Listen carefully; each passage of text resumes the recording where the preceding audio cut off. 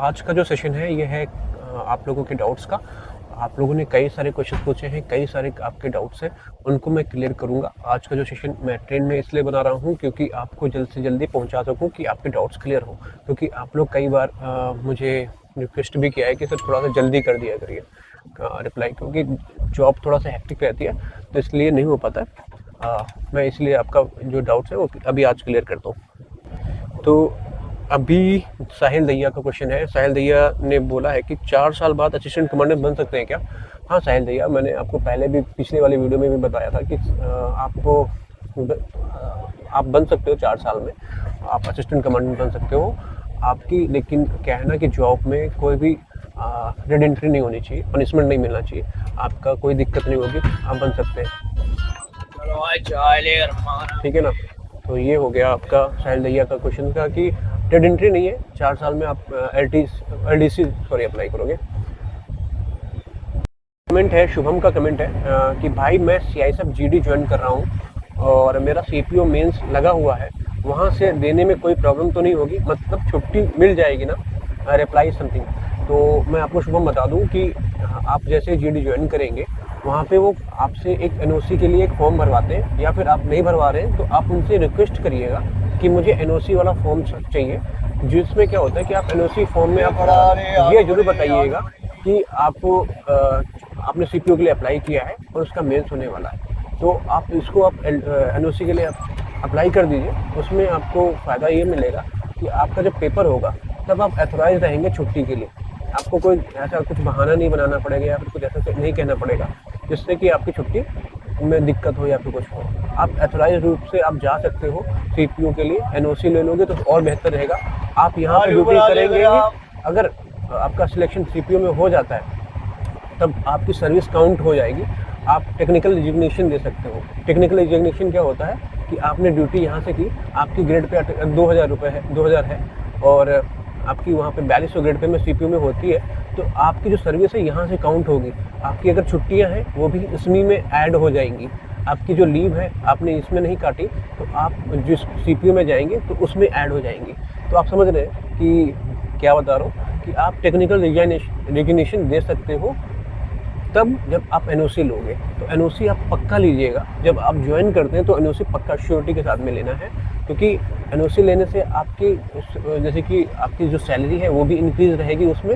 और उसमें क्या होता है कि इंक्रीमेंट भी लगता है, तो इंक्रीमेंट लगेगा आपका।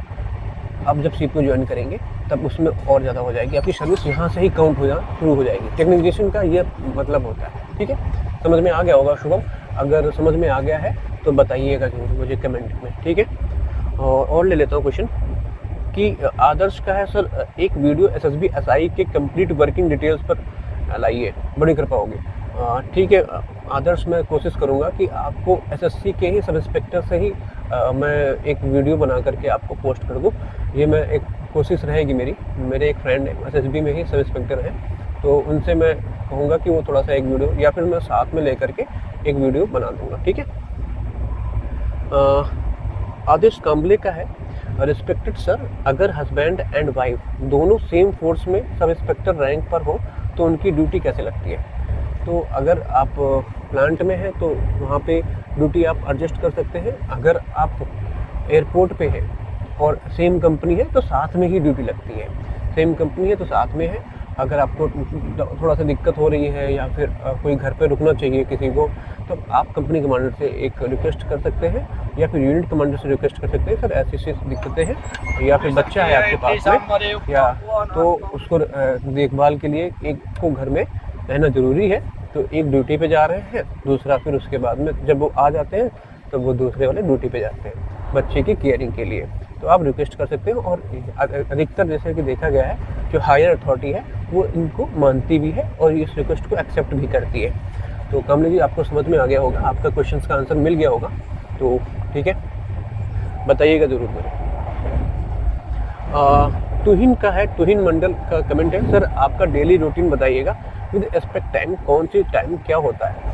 देखो तुहिन, मैंने कोशिश किया कि बना करके आपको दूँ कि सुबह 4 बजे उठना है, फिर उसके बाद में क्या फ्रेश होना, फिर सेविंग करना, फिर नहाना, ये सब चीज़ें करने की कोशिश की, लेकिन नहीं हो पाती मुझसे, क्योंकि उसमें कैमरे का बहुत ज़्यादा रोल होता है। तो मैं आपको पहले भी बता चुका हूँ कि ए और बी और सी किस हिसाब से शिफ्ट होती हैं और किस हिसाब से आपको टाइम मिलता है पढ़ने को लेकर के, आपको एग्ज़ाम्स को प्रिपेयर को लेकर के, आपको अपने घर को टाइम देने के लिए क्या टाइमिंग कैसे मिलता है। तो आपको पहले मैं बता ही चुका हूँ ये सब चीज़ों के बारे में। ओके, अगर आप ज़्यादा रिक्वेस्ट करेंगे तो देखते हैं, फिर बनाते हैं।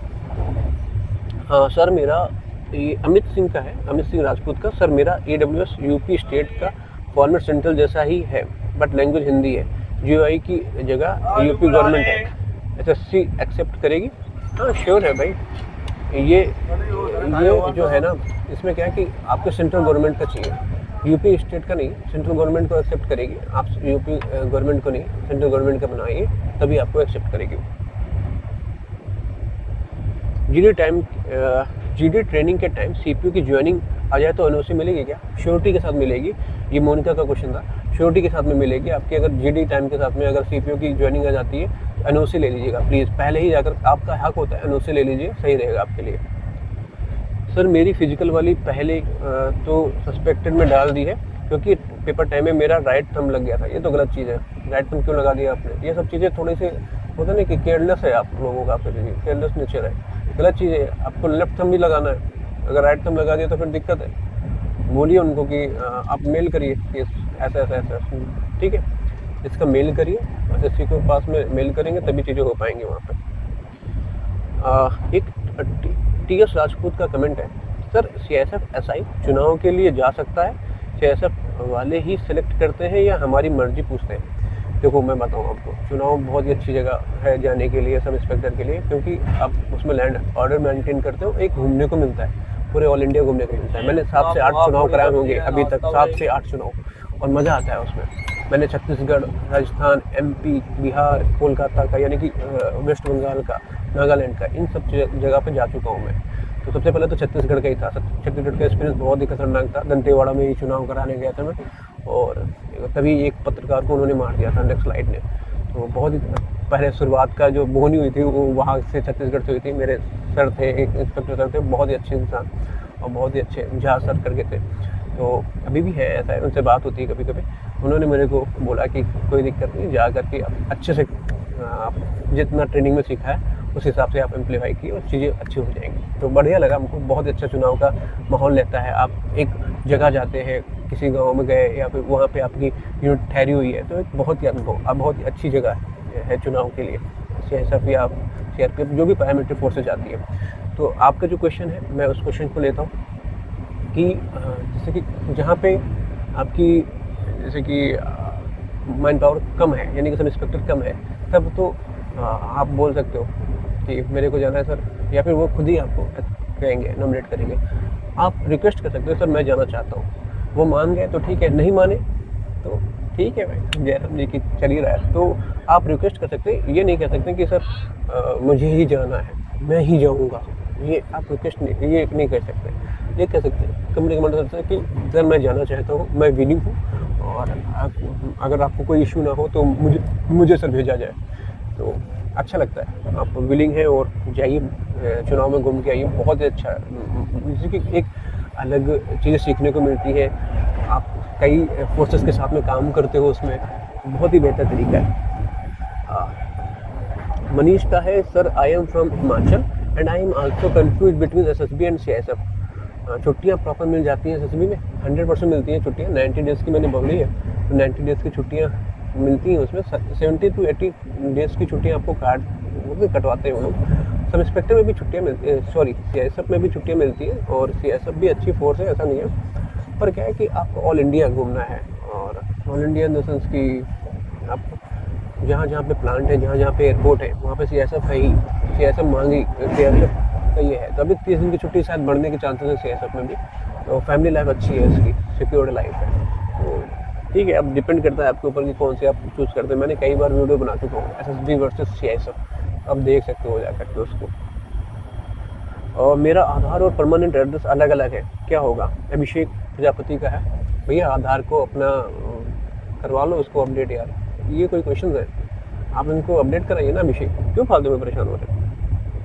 Pankaj Yadav, CISF for better than SSB, हाँ कह सकते हो, अच्छी है, ऐसा नहीं है।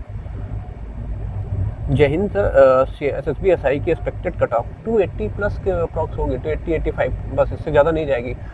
कई लोग कट ऑफ को लेकर के बहुत ही ज़्यादा वो कह रहे हैं कि नहीं हाई जाएगी, इतनी कैसे जा सकती है, इतनी कम कैसे जा सकती है। अरे भाई तुम लोग फिल्टर होके आ रहे हो यार, रनिंग की है तुमने, है ना, फिजिकल कंप्लीट किया है, मेडिकल कंप्लीट किया है, प्री कंप्लीट किया है। अब उसके बाद और अभी मेंस दोगे, फिर उसके बाद में कहोगे कि मेरिट कम नहीं जाएगी। अरे 5000 वैकेंसी हो रखी है, 5200 5100, बहुत ज़्यादा होती है वैकेंसी।